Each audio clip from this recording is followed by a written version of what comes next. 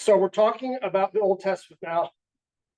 As we work through Hebrews, this is a book, whenever there's a reference, we should probably look it up. Right? So if there's some reference to an Old Testament story, it's worth it to go back and say, now, where did that come from? Where did that idea, where did that image, where did that story come from? The problem is that Hebrews is so packed with these references, this would take a long time. So we're going to do a little bit of that, but we probably should do more. But let me just say to begin with, obviously, it's named Hebrews. We don't know who wrote it. All sorts of guesses. In fact, this might be the only book of the New Testament that was written by a woman. So there's all sorts of guesses. You'll hear here Apollos, maybe somebody else who followed Paul himself. But there are other guesses now in commentaries, and people just don't know. But it was written to, obviously, a Jewish community, meaning a Jewish Christian community, where Jewish converted to Christianity, and so they know the stories, they know the tradition, and so what does Jesus now have to do with the tradition? So it's almost an apologetic to say, okay, all those references you learned, in the synagogue, here's Jesus, and it's always going to be Jesus is superior. It's one of the most important themes in this book. So first of all, when you hear Hebrews, that already gives you a tip. Okay, this is for Jewish Christians, for the Hebrews. And think at least biggest theme, Jesus is always going to, all these traditions, and Jesus is more important than Moses. Jesus is more important than angels. We'll hear about the angels in a second. Jesus is more important than even Melchizedek. These are most everybody.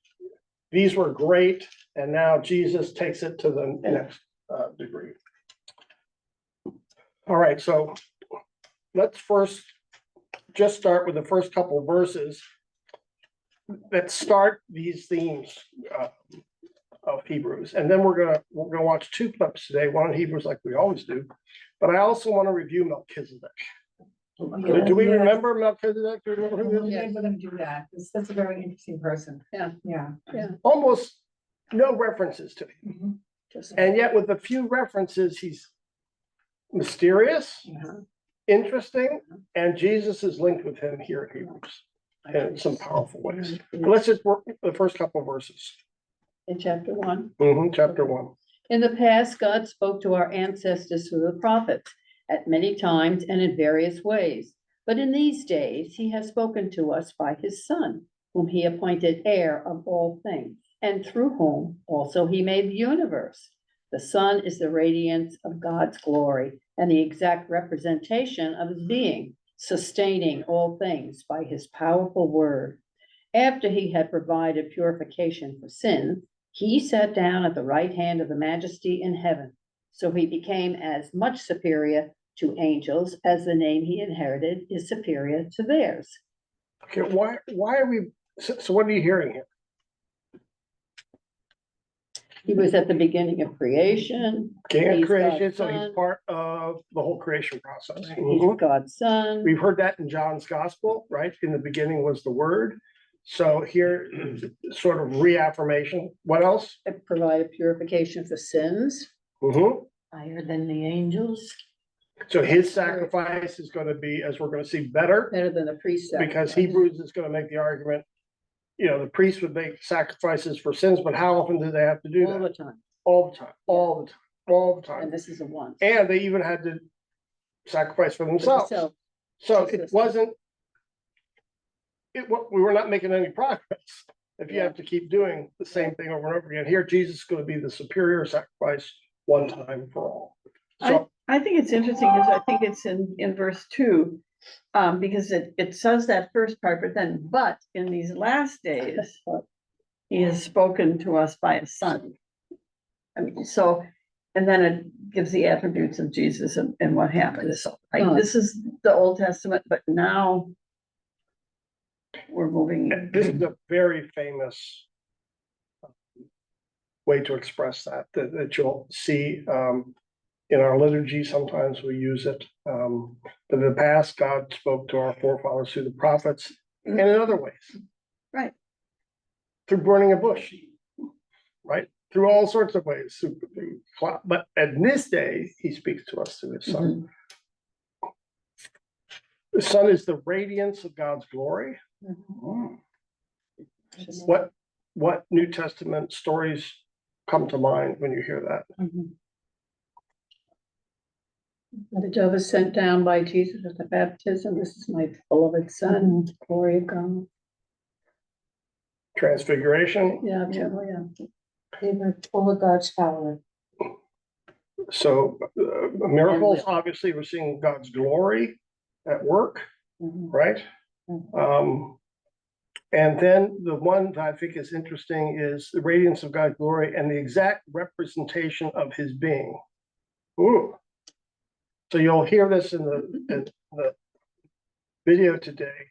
It's almost like those art projects, where you would heat up some wax and then you put something into the wax, and when you take it off, there's the representation of it. So in a sense, Jesus is now that perfect representation of the Father. But he's also going to talk about angels. This comes, by the way, from Deuteronomy 33. You don't have to look that up if you don't want to. Deuteronomy 33, verse 2.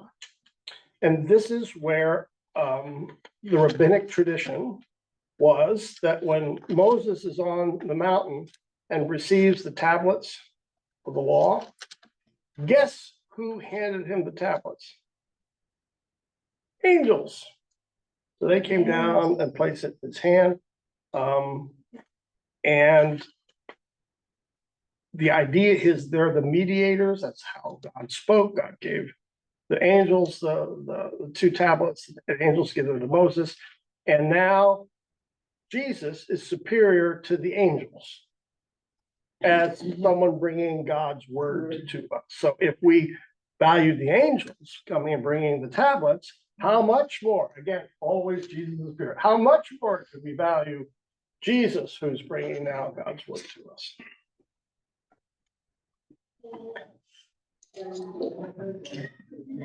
So it's here's the beginning of 33. Moses blesses the tribes. This is the blessing that Moses, the man of God, pronounced on the Israelites before his death. He said, again, I'm in Deuteronomy 33, the Lord came from Sinai and dawned over them from Seir. He shone forth from Mount Paran. He came with myriads of holy ones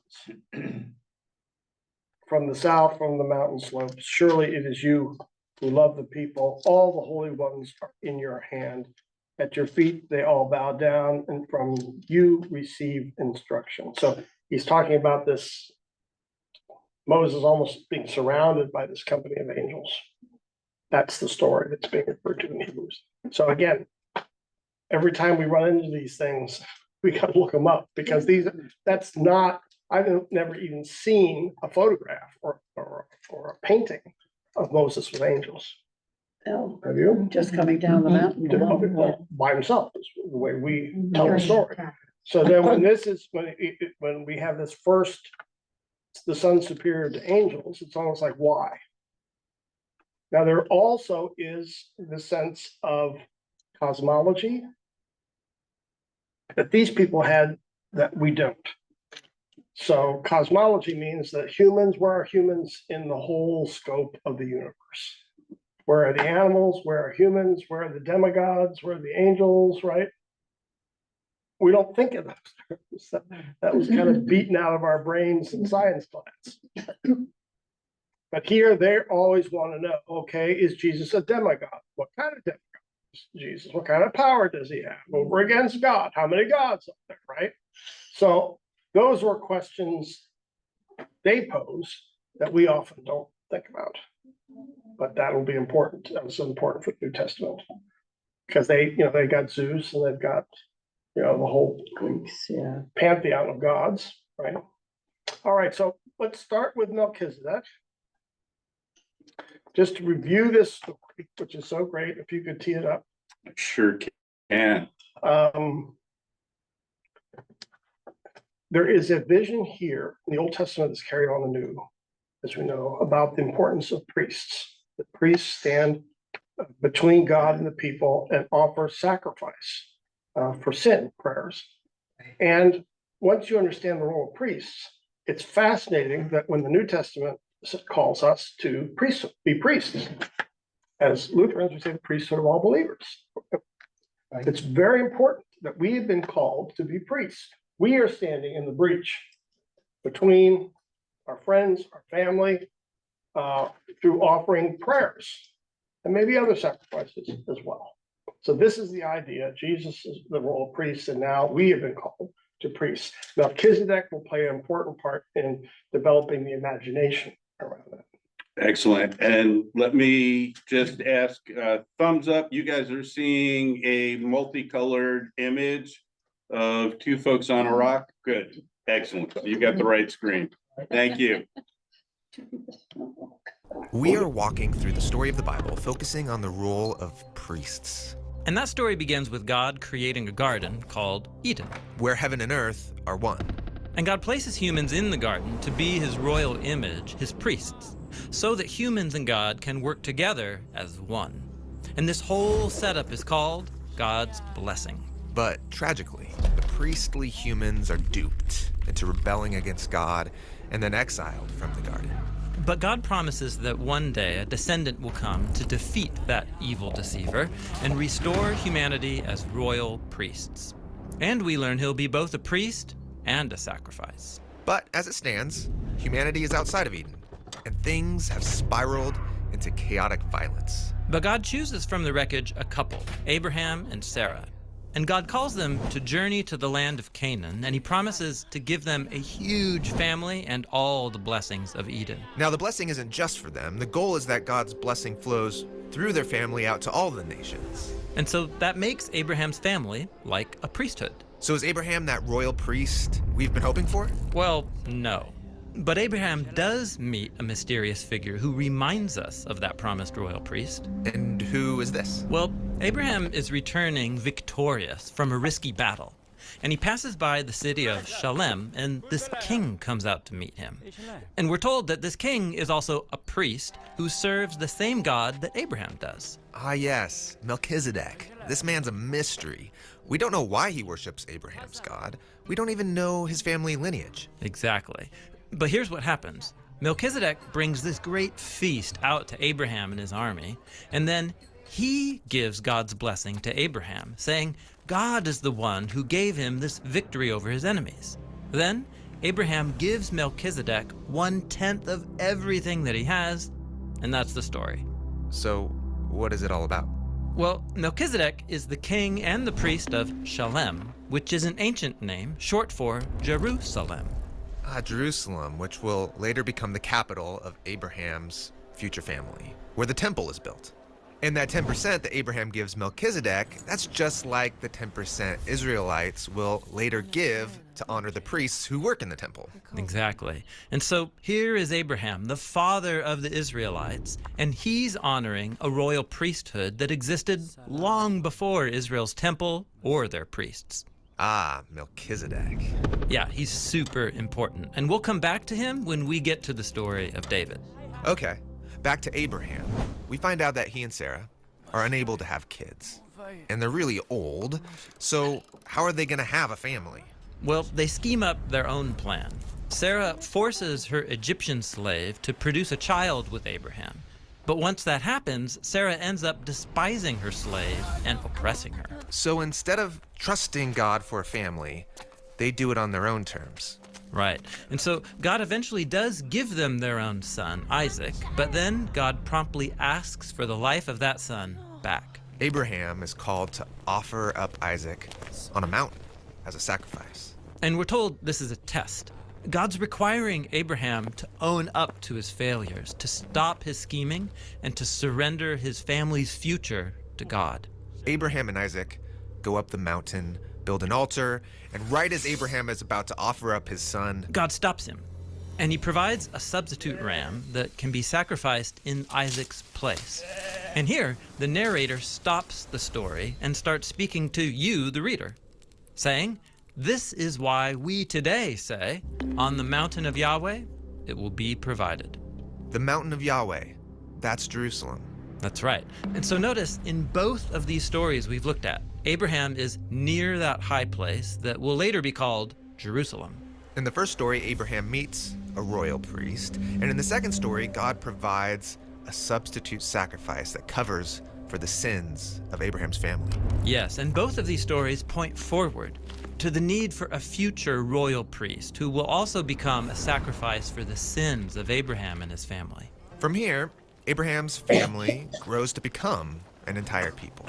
But they eventually end up as slaves in Egypt.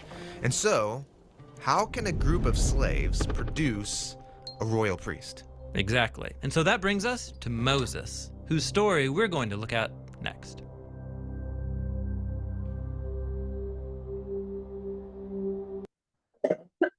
Okay. Now that's the Bible Project again. We've actually shown these long time ago when we did a history of priesthood.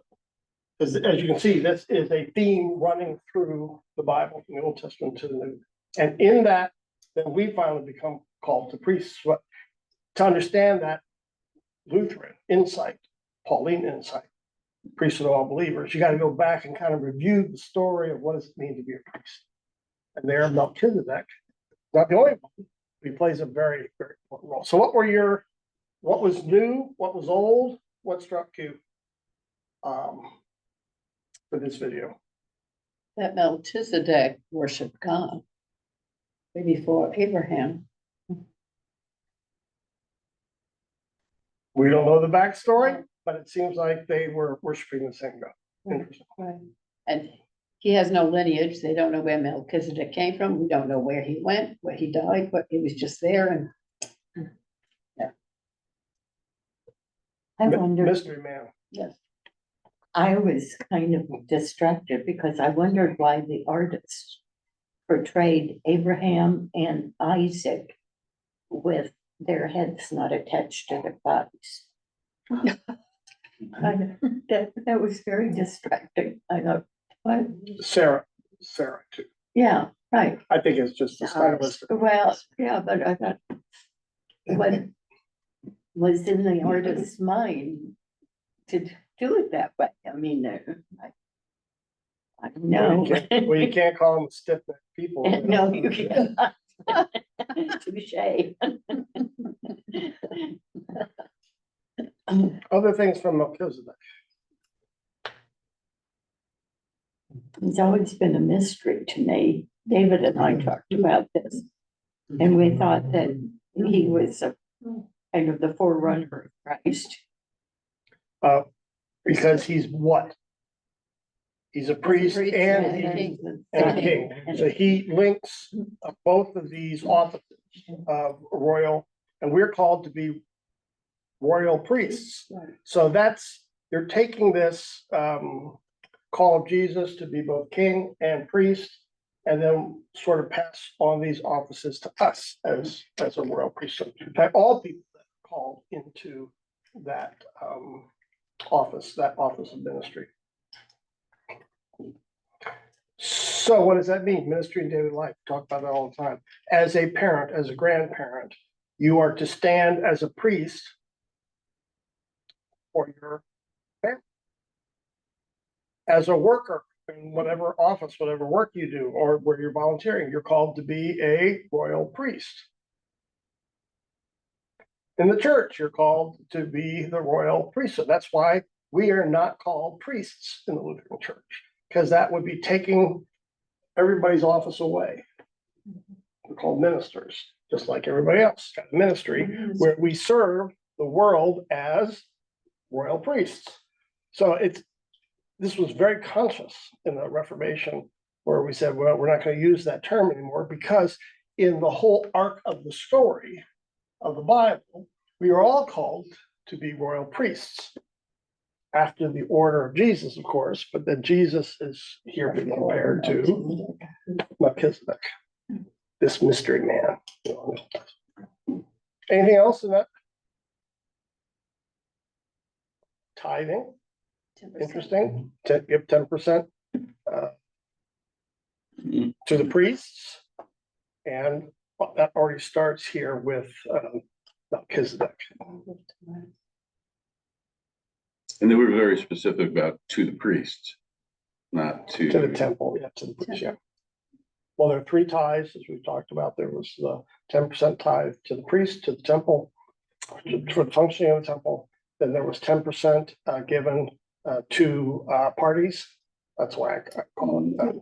But you were supposed to be grateful and bring people together. And often, let's say you give the pig roast. No, you wouldn't do that as a Jew. You would not do that. So you have a goat and you bring it to the priest. Then you'd offer that to God as part of the big celebration you're having in the family. And then the meat would be given back, and then they might keep a leg or something. But the idea was it was really formal gratitude. You're going to have a big party for your family, for your friends, thanking God for all the things that God had done. You're supposed to, as in this tradition, be spending 10% of saying thank you. So that might be bringing all the kids and grandkids down to your house, having a big celebration. You stand up and say, I just want to say God has blessed us as a family. God has blessed, we just celebrate bringing you all together. I mean, that's sort of the feeling behind this tithe of gratitude. And then the last one was actually over 3 years, 10% to the poor. So, but 33%, 33% of the 10%. I always was struck, however, that at every stewardship drive up till I read for the book in preparation, no one ever talked about the other two tithes. It was just the tithes of the priest. Yeah, that was kind of strange, since they're all three kind of important. But that tradition, and who gives a tithe to whom? Here, the lesser to the greater. So here, Abraham is acknowledging Melchizedek is the greater, which is just fascinating. Yeah. Anything else from that? Okay, we reviewed it because Hebrews is going to this part of the many Old Testament references that we're going to hear, especially about the sacrificial system, because Jesus will be then now compared to the sacrificial system, because he's not only the priest after the order of Melchizedek, he's going to also be the sacrifice. Oofta. Okay, so are we ready for the? We are. Okay, now we're going to go to Hebrews and see how he lays out many more references to Melchizedek, but I did want to review that one because that's probably the one that's the shakiest all in our memories. Awesome. Let us go forward. The letter to the Hebrews. The author of this letter is anonymous, and people have wondered for a long time whether Paul wrote it or maybe one of his co-workers like Barnabas or Apollos, but really we just don't know. In chapter 2, we discover that the author had a first-hand relationship with the disciples who were themselves around Jesus, so we know that this letter is anchored in the teaching of the apostles. We also don't know who the audience of this letter was, or even where they lived. The author knows them really well, and he assumes that they have a thorough knowledge of the Old Testament scriptures, especially the storyline of the first 5 books of the Bible, the Torah, about how Abraham's family became the nation of Israel, about how Moses led them out of slavery in Egypt to Mount Sinai, where they received the Torah and they made a covenant with God, where they built the tabernacle, where the priests offered sacrifices, and also about how they wandered through the wilderness on their way to the promised land. The author just expects that the readers know all of the details about these stories, and so most likely the audience is made up of Jewish Christians. That's where the name of the letter comes from. We also have clues from chapter 10 that this church community was facing persecution and even imprisonment because of their association with Jesus. Some in the community were walking away from Jesus and abandoning the faith altogether. And this explains the purpose and the structure of this letter. First, there's a short introduction, which is followed by 4 sections where the author compares and contrasts Jesus with key people and events from Israel's history.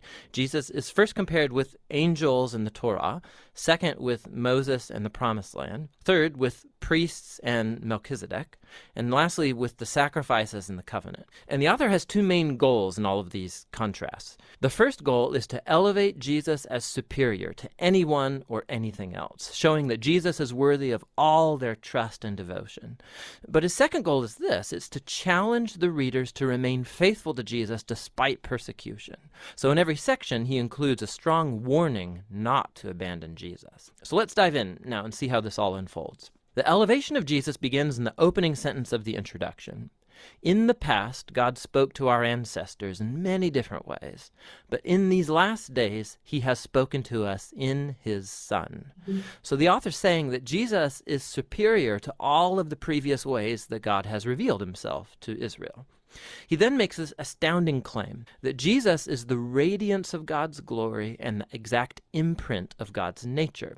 These metaphors are making the closest possible identification between Jesus and God.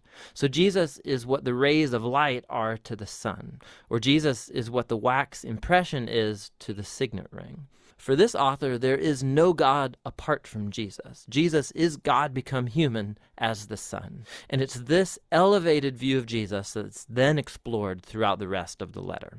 In the first section, the author compares Jesus with angels, which might strike you as kind of odd, like why angels? In Jewish tradition, it was taught, based on Deuteronomy chapter 33, verse 2, that the Torah and the words of God were delivered to Moses at Mount Sinai by angels. And so by saying that Jesus is superior to angels, the author is claiming that Jesus and his message of good news are superior to all previous messengers of God's word. And so the first warning flows from this very point. If Israel was called to pay attention to the Torah that was delivered by angels, how much more should we pay attention to the message that was announced by the Son of God? And not only that, given Jesus' status high above the angels, how remarkable is it that he gave up that high status to become human, to suffer, and to die? In Jesus, we see God's greatest glory and God's great humility as Jesus sympathetically joined himself to humanity's tragic fate.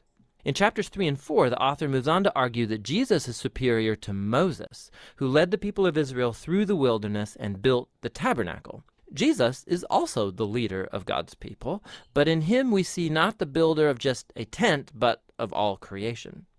Then the author retells the story of how the Israelites rebelled against Moses in the wilderness, and they lost their chance to enter into the rest that God offered them in the promised land. And so here comes the second warning. If Jesus is greater than Moses, how much higher are the stakes if we rebel against him?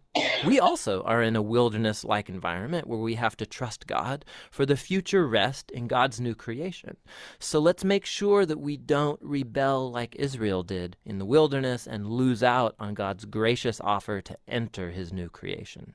In chapters 5 through 7, the author then compares Jesus with Israel's priests that come from the line of Aaron. Their role was to represent Israel before God and to offer sacrifices that atoned for or covered over the sins of the people. But, he points out, the priests were themselves morally flawed people, and so they constantly had to offer sacrifices for their own sins as well as for everybody else's. Something more was needed. And so he then argues that Jesus was that something more. He's the ultimate priest. But Jesus did not come from the line of Aaron. Rather, Jesus was a priest in the order of Melchizedek, that mysterious priest king from ancient Jerusalem, and he appears in the stories about Abraham. We also find in Psalm 110 that the Messianic king from the line of David will be a priest in the order of Melchizedek. So the author's whole point is this. Jesus is the ultimate priest king. He's morally flawless, he's eternally available for his people, and so he's superior to any other mediator between God and humans. And thus comes his warning in this section. To reject Jesus is to reject one's best and only chance to be fully reconciled to God, so don't do that. Which transitions us into the last comparison in chapters 8 through 10. The author shows how Jesus' death on the cross was the ultimate sacrifice, superior to all the animal sacrifices offered in the temple. Those sacrifices had to be offered constantly, both daily, but also yearly on the Day of Atonement. Jesus offered his life once and for all, and it was sufficient to cover the sins of the whole world. And so the author warns the audience from walking away from Jesus. It's like turning your back on a gracious offer of God's forgiveness. Why would you do that? Jesus' sacrifice is permanent, he says, and it's the foundation for the new covenant spoken of in the prophets, where all sins are forgiven. So now that the author has elevated Jesus through all of these contrasts, this final section is one big challenge to follow Jesus. So think big picture. In Jesus, they have found God's very word. In Jesus, they have hope for the new creation. Jesus is their eternal priest. He's the perfect sacrifice. And so now they should follow all the great models of faith found throughout the story of the scriptures, and they should remain faithful to Jesus, trusting that despite whatever hardship and persecution, God will not abandon his people. That's the basic flow of thought throughout the letter, which the author calls right here at the very end a brief word of exhortation. Here's a couple of extra tips for reading this letter. Whenever the author quotes from the Old Testament scriptures, which is like every other sentence, stop and go look up the reference and read that quotation in its original context. And sometimes you'll be puzzled, but more often you'll see all kinds of extra cool connections that you would never notice otherwise. It's totally worth the effort. You should also just know that these warning passages, they're going to make you uncomfortable, and that's kind of the point. They're not there to make you afraid. They're there to show you that rejecting Jesus is foolish because he's so awesome. These warnings all serve the larger purpose of the letter, to show that Jesus is the ultimate revelation of God's love and mercy. And that's what the letter of the Hebrews is all about.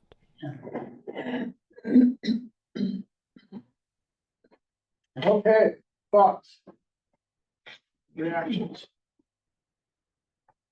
They really stressed, don't refuse Jesus' offer quite a few times, because like the Jews, then God will say, I'll come up with another covenant or so. Persecution can be, Yeah. it's hard for some of us to imagine being under such a threat, but it's tough. And it's so, when you're under that much stress and someone says there's other options, You go back to you might consider those other options, right? Just because of the pressure of the moment, the pressure of family and friends saying you're on the wrong track, right? And why suffer when there's other ways around this, right? And so that's this encouragement. In Jesus, you've got the best, the future, right? right? They don't Don't think give up yet. on that, even though you're under strain. I liked what I underlined at one time in Hebrews 10, 35. So do not throw away your confidence. It will be richly rewarded. And that's such a great encouragement. He mentions that at the end, that sometimes these encouragements can get a little dicey, a little hard. But even though most of us will never experience that sort of formal religious persecution, there are always times when you're under pressure, right, to go another way, right? I'm going to talk about this next week. This kind of a little aside. We're talking about faith and politics for the next 2 weeks on the Sunday Forum. And part of it is, how do we not get caught up in false narratives? How do we not get caught up in fear mongering? When is caution important? But when does it cross the line where we can't even sleep at night because the whole world is going to hell in a handbasket? So what is that line, and how as Christians do we stand up? And not this week, but next week, I'm going to use the story of Jesus before Pilate. That's really struck me lately, in that Jesus rode into Jerusalem. Everybody thought he was going to do something religious through violence. He was going to overthrow the Roman powers. Now, he could heal, he could feed, I mean, he had a great healthcare program, right? He just healed people. All that seemed like he was in a position to overthrow Rome, but to do it through violence. But he rode in on a donkey, so how scary could that be? And so that's why they killed him, Right. because he rode in on a donkey, and they said, They wait a knew minute, he was hungry. wait a minute. And it just took a couple days, and they realized his political platform was not to use violence against Rome. So much so that what did Pilate declare him to be? Innocent. Pilate says, he's just no threat. Although I find that story a little troubling. I find him innocent, so I'll just beat him up, whip him a few times, and then send him back home. You're going, what? You know, how do you reconcile? Yeah, he's innocent, well, so we'll just whip him and send him home. And you satisfy half of the people because you did some punishment here, and you satisfy the other half because you let them go. So then Pilate comes up with this brilliant decision that, okay, I got this tradition of releasing someone. I'll release either this guy. Remember, he did raise Lazarus, Yeah. done some good stuff, or Barabbas. Barabbas. Now Barabbas was an insurrectionist. Mhm. Everyone knew why he was.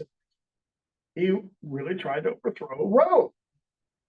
Now, when given the decision, which one do you choose? Bad guy was supposed to choose a bad guy, but they didn't. So they choose Barabbas because their commitment was to overthrow Rome. It was for violence. And Jesus obviously was not on that. That was not his political platform. As he told Pilate, my kingdom is not of this world. I'm going to do things differently. He'd been telling the disciples that, but of course, they don't get it, they don't get it, they don't get it. And here the people then choose an insurrectionist because that's the one who they can identify with, because that's what we need to overthrow Rome. Just what we need.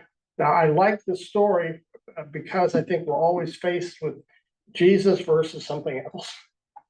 We're constantly being given Pilate's decision in various different ways. And as we see in Hebrews, it takes a lot to say, stay courageous, stay with Jesus. I know in Africa, this was just a classic issue. When you got ill, the first thing you do was pray for healing.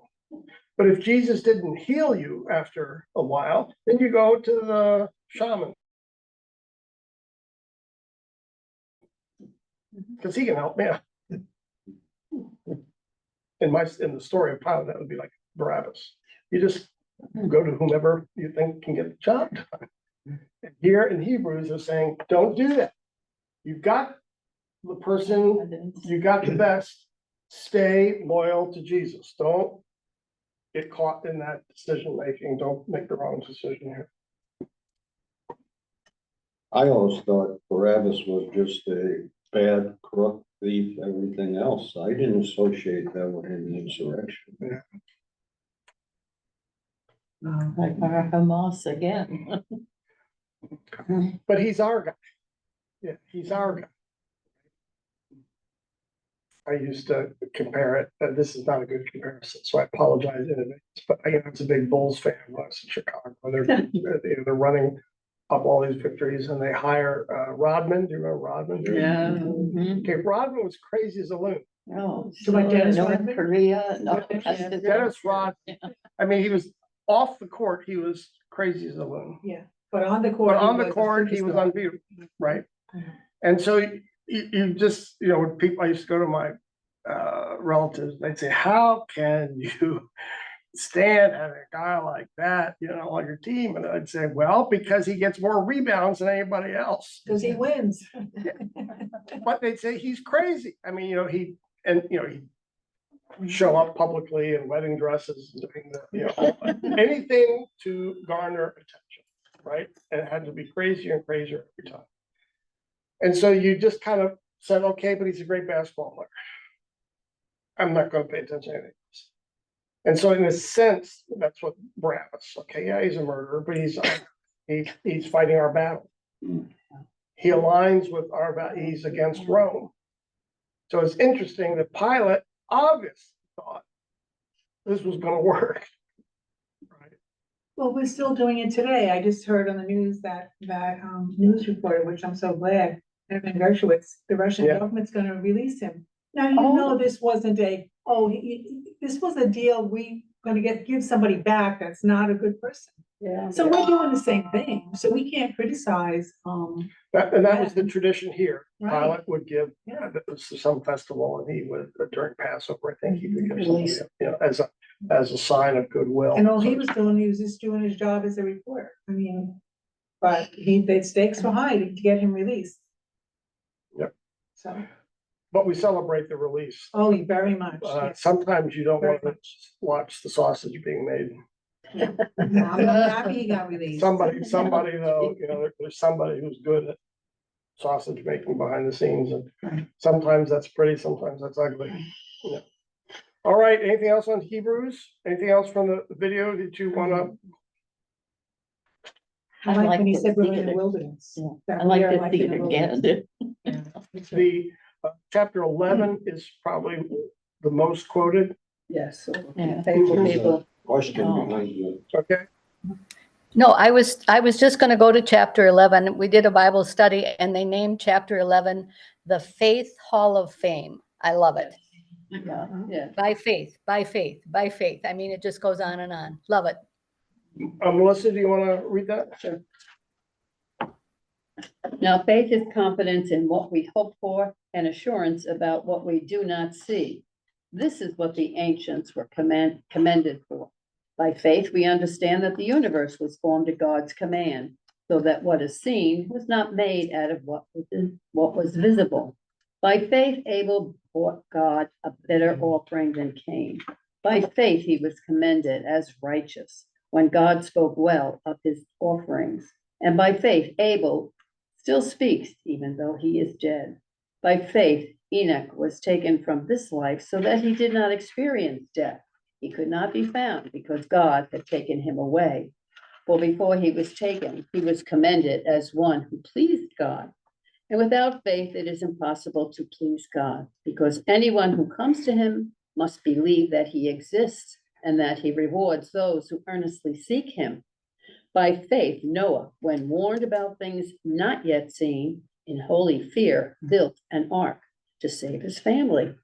By his faith, he condemned the world and became heir of the righteousness that is in keeping with faith.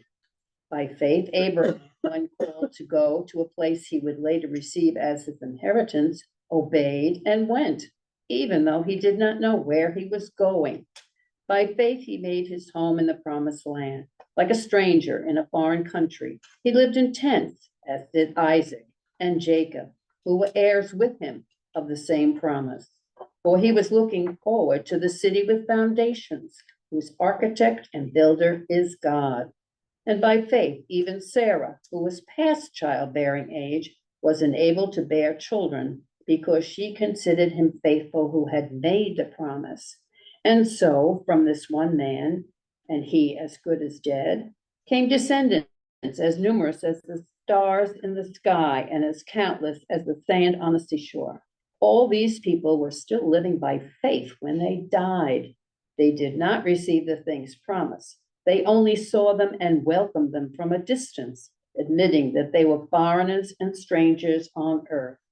People who say such things show that they are looking for a country of their own. If they had been thinking of the country they had left, they would have had an opportunity to return.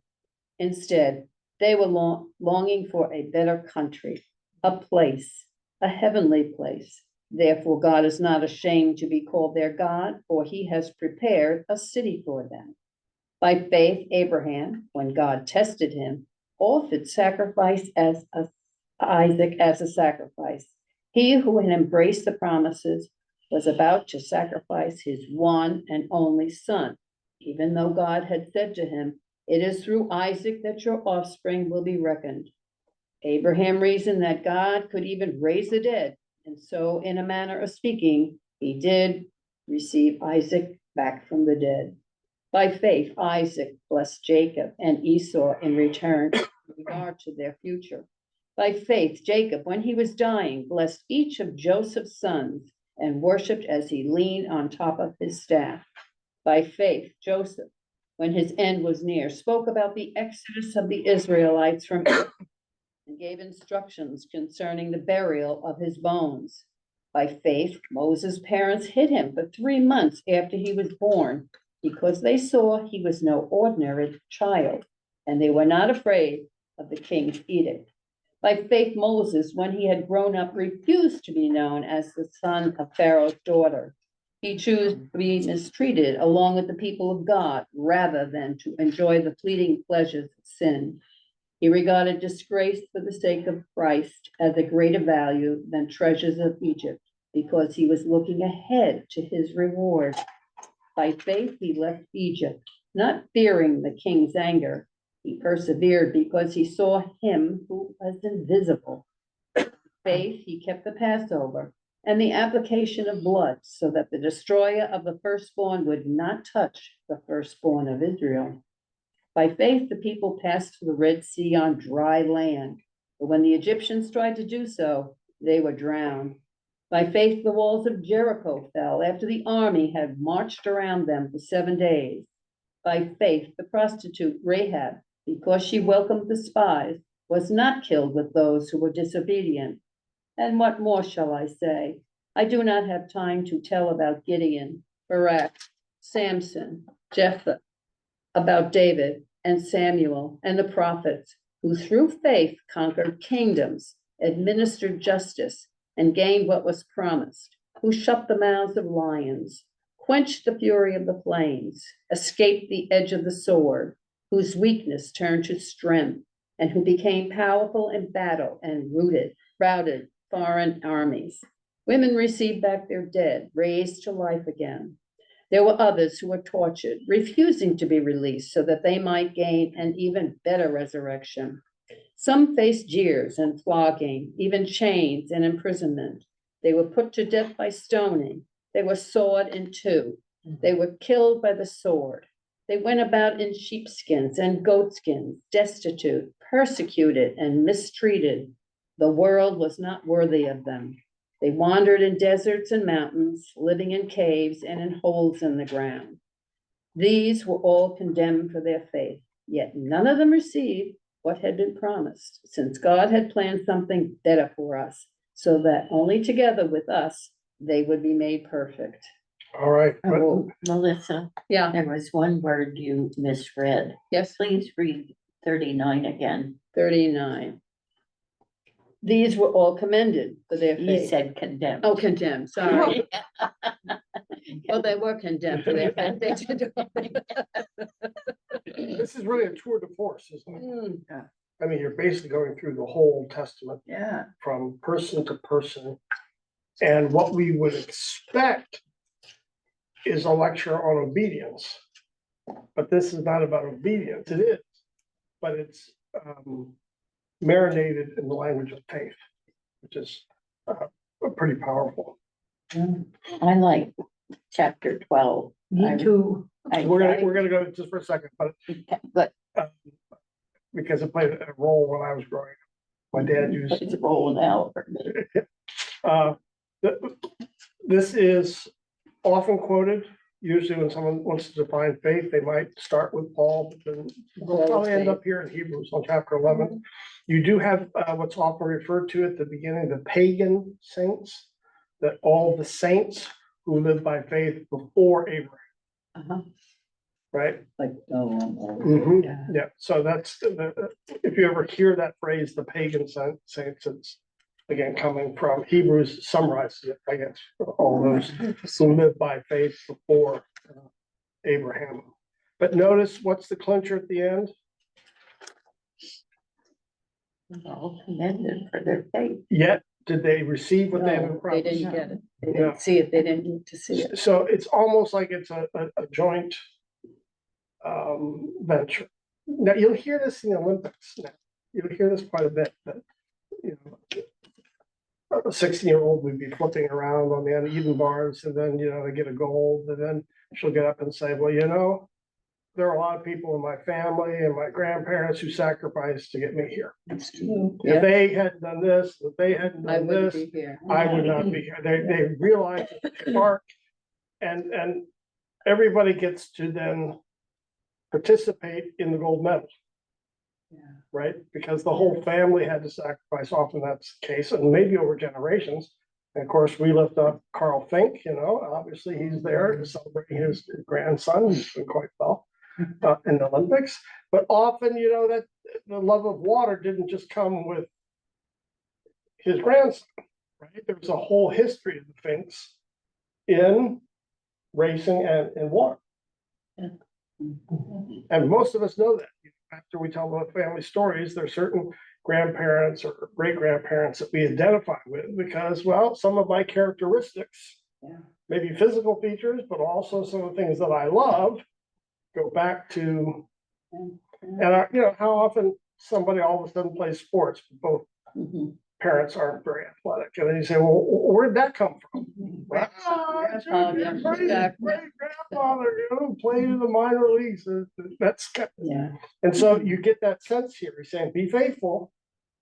Again, even though, because he can hear the critique, I haven't received what God's promised me. Stay the course, In a sense, we're doing this together. We're doing it, we're still doing it. We don't know if we're gonna see that promise either. I mean, we believe in faith, we keep going because we believe in Jesus and God, but we don't know that we're gonna see that in our lifetime. Correct. It's called the faithfulness, right? Right. Now, this is, Edie pointed out, just a couple verses in chapter 12.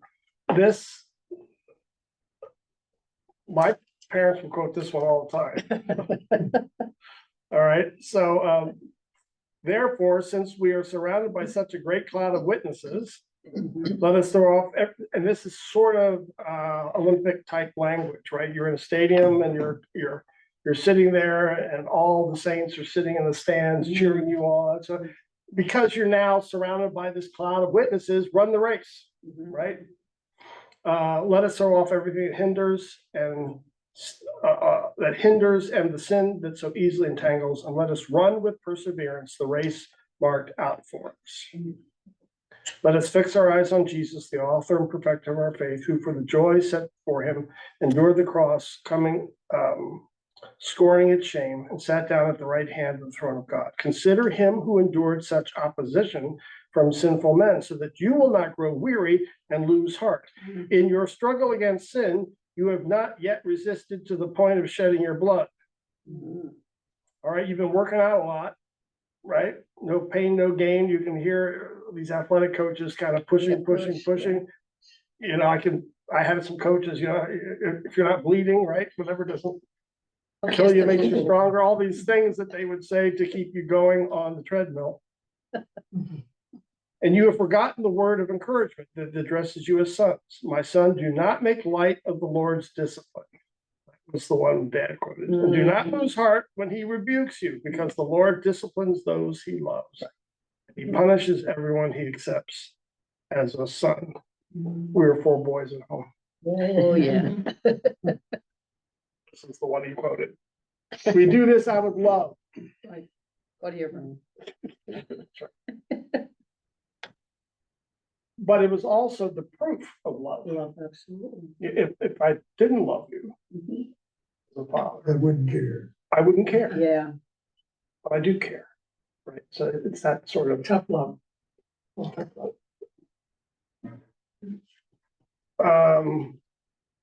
That's the idea. But here it's, I discipline. So go to your room, or this, that, or the other. Now, as your parents disciplined you in love, how, as the father, did you discipline yours? Did you follow suit? Did you say, well, I'm going to try something different? I'd say it was both. Dad was, it was another era. Yes, it was. That's right. So you can't always do the same thing, but I think you can translate that with the same spirit. So we will discipline the kids. I remember the famous one in our family was my 4th brother number 4, Jim, was just uncontrollable. And good spirit, but uncontrollable. And he just had a great right arm. And he'd throw stones and hit the neighbor kids, and he'd hit them from 50 yards away. He could hit them.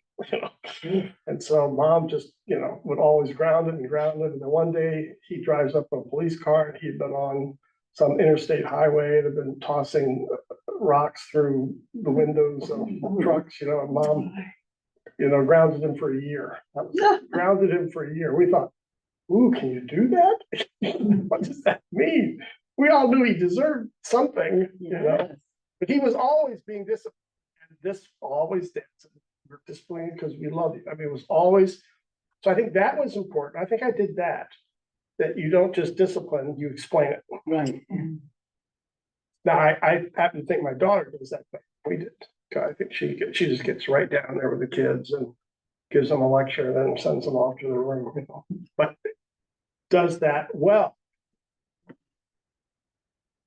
My grandmother, when I got angry, she made me memorize the books of the Bible. And I usually got over my mad by the time I got to Daniel.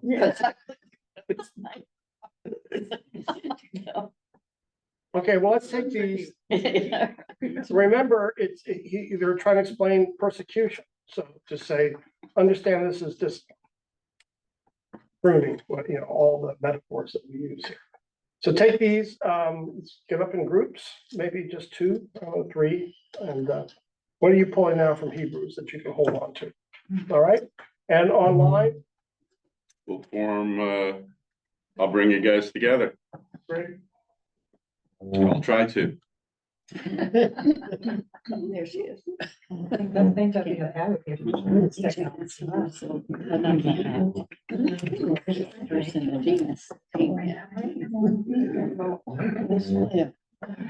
But they seem to.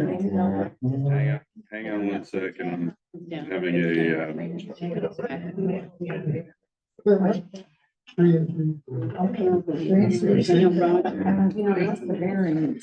there we go. I got it. I'm going to find here.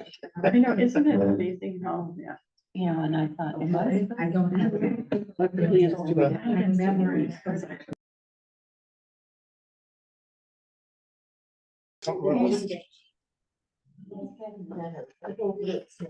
Anything come out of your group? So what sticks out in Hebrews? What are you going to take home with you? We found out we have lineage there in West Allis, Wisconsin.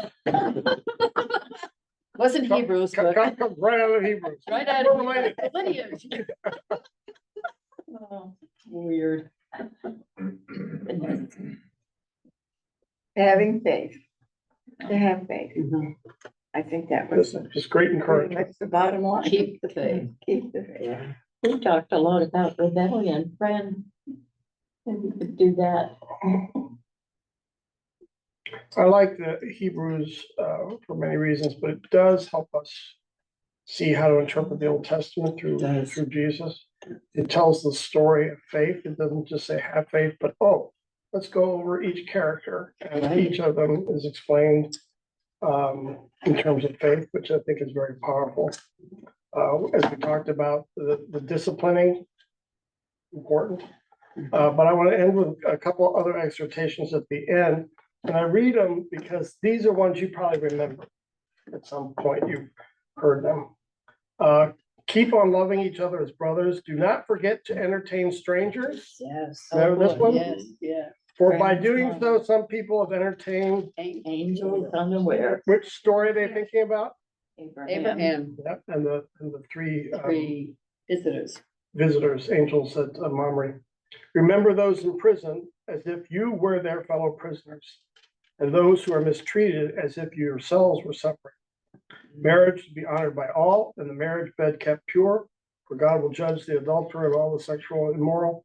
Keep your lives free from the love of money and be content with what you have, because God has said, never will I leave you, never will I forsake you.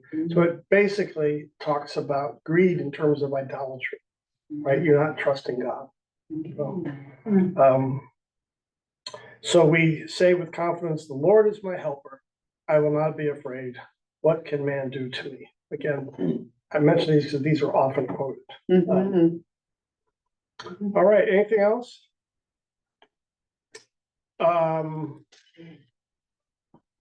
Jim, before we close, I think you talked about the youth retreat last time, but we had a lot of kids there Sunday.